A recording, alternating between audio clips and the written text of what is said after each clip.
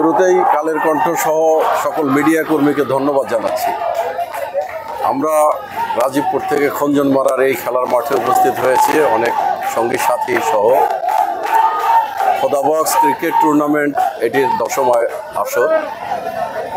জানার নামে এই খেলার আয়োজন করা হয়েছে। উনি এই স্কুলের প্রতিষ্ঠাতা প্রধান শিক্ষক ছিলেন।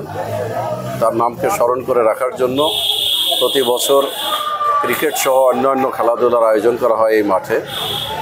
আমরা বাংলাদেশ জাতীয়তাবাদী দলের যারা ধারক বাহক কর্মী সমর্থক, তারা সবসময় খেলাধুলাকে খুব গুরুত্বের সাথে বিবেচনা করি। কারণ দেশের যুব সমাজ মাদকের মধ্যে ডুবে গেছে। খেলাধুলার মধ্য দিয়ে যাতে যুব সমাজ ফিরে আসে, আমরা সেই প্রত্যাশা করি। এবং আজকের মাঠে যারা অংশগ্রহণ করেছে খেলাধুলার জন্য, যারা নিজেদেরকে দর্শকদের সাথে উপভোগ্য করে আনন্দ উৎসবে পরিণত করেছে, তাদের সবার প্রতি শ্রদ্ধা, কৃতজ্ঞতা এবং অভিনন্দন জানাচ্ছি। সর্বোপরি আমরা শুধু রাজনৈতিক দল করি এটি গুরুত্বপূর্ণ অনুষঙ্গ না। রাজনৈতিক দলের নেতাদের দায়িত্ব হলো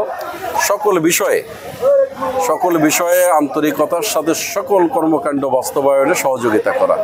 আমরা সেই কাজটুকু করতে চাই। এদেশের খেলাধুলা, এদেশের শিক্ষা ব্যবস্থা যে ফ্যাসিবাদী আমলে নষ্ট হয়ে গেছে, সেটির পুনরুত্থান হোক, আমরা এই প্রত্যাশা করি। সবাইকে অনেক ধন্যবাদ।